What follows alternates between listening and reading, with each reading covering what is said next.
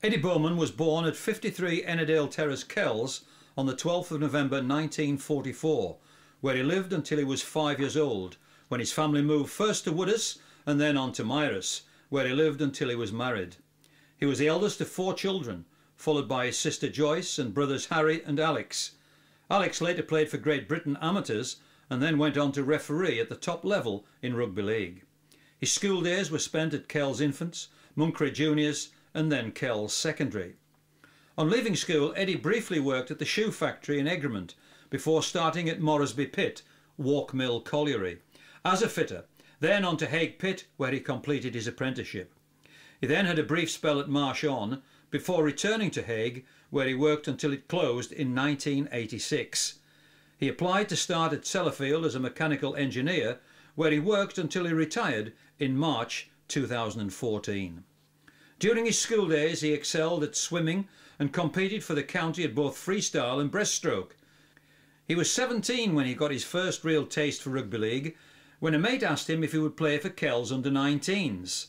Eddie played centre, and that year Kells under-19s were very successful, winning all their matches.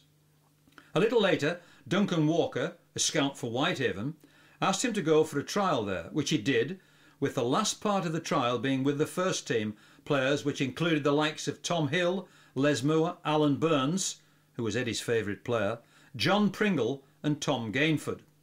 He must have made an impression because the coach Jim Brough asked him to sign. Eddie went home to talk to his dad, who wanted him to concentrate on finishing his apprenticeship, but Eddie wanted to sign, so his dad agreed and Eddie signed that night. Kells have produced innumerable top-class players, and Eddie Bowman was one of the very best, who played at professional level for 17 years. Whitehaven was his first senior club, for whom he scored 19 tries in 69 appearances. Big, a 6-footer, over 14 stone and mobile, Eddie was a real eye-catcher, with a hard-running style in his early years at the recreation ground. Following a game away to Swinton in 1966, the Cumberland Evening Star report said, "Famed for forward talent, Whitehaven may be moulding another exciting prospect. Step forward the young Eddie Bowman, who last Saturday took Swinton Station Road by storm. This tearaway 6-footer looks a natural." That too is what manager Jim Brough thought when he first ran the rule over him. Bowman's forte is a spectacular defence-slashing break, executed with a Brian Edgar-like sidestep, and has the attributes to reach the big time.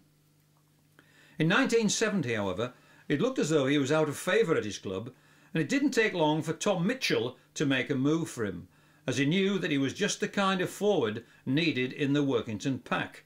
Tom paid him a visit and Eddie signed for Town.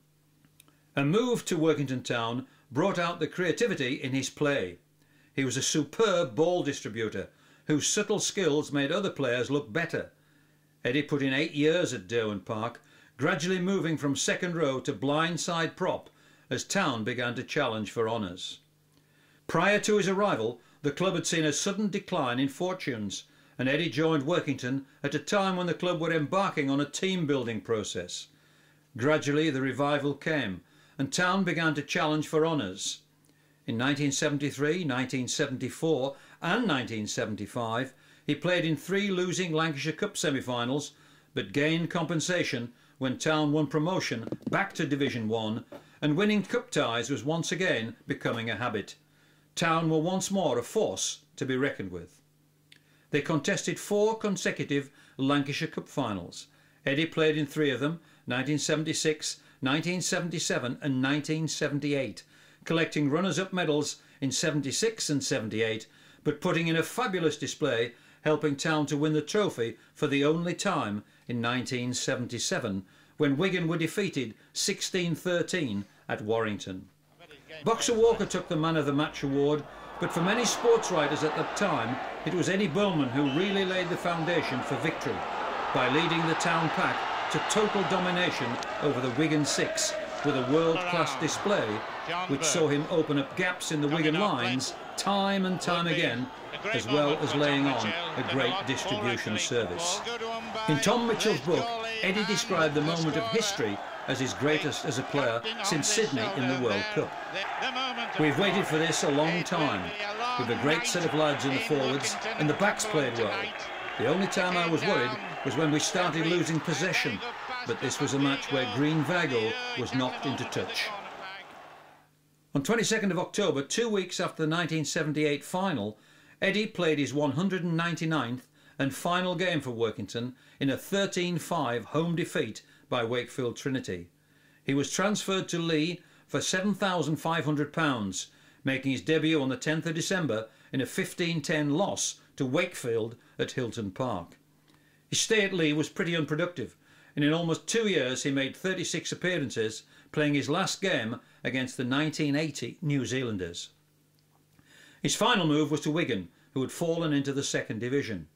He made his debut in a 15-2 home victory over newcomers Fulham on the 30th of November 1980 and helped the Cherry and Whites to promotion at the first attempt, making 20 appearances and scoring 2 tries.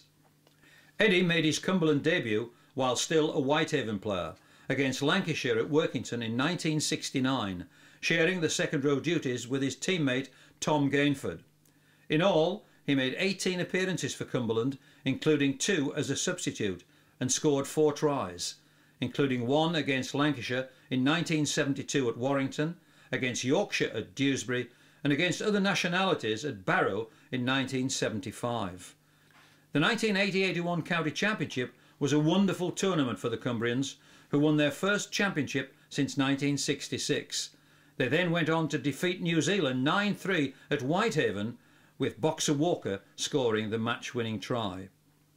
Eddie was playing some of the best football of his life as he neared the end of his time at Workington, and the Test selectors finally recognised the fact by picking him for a World Cup squad to Australia in 1977. Although he was now a regular prop, Britain used him as a second row with George Nichols.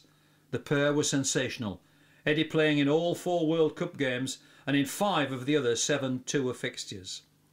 Such was the popularity of his selection that he received a number of presentations prior to leaving on tour, including the Cockermouth Supporters Club, who had also named him as their Player of the Year, the Town Supporters Club, Dissington Supporters Club, Whitehaven RL Supporters Club, the management, union and employees of Hague Pit where he was employed, and businessman Dennis Pattinson.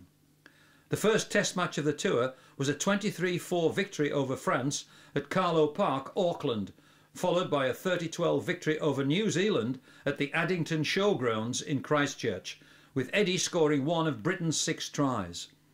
The third Test match was a dress rehearsal for the final of the World Championship against Australia in Brisbane, and although Britain lost this one 19-5, the side was not unduly worried as they led at half-time and were competitive until they lost hooker David Ward shortly after the break.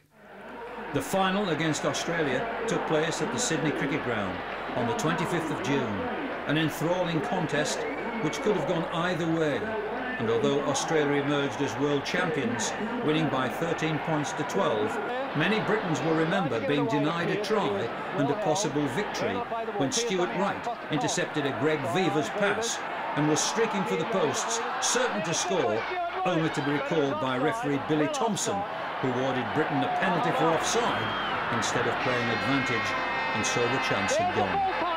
These were outstanding players, and none let Great Britain down on a day they went so close to winning the World Cup on Australian soil for what would have been the only time for a British side. Eddie finished his professional career at Wigan, playing his last match away at York on the 8th of November 1981. In all, Eddie Bowman amassed a total of 346 appearances in the 17 years of his professional career. He was capped 18 times for Cumberland, scoring 4 tries, was capped 4 times for Great Britain, including the World Cup final in 1977, and played 199 games for Workington Town from 1970 to 1979, scoring 25 tries and 2 goals. Thank you, Eddie Bowman.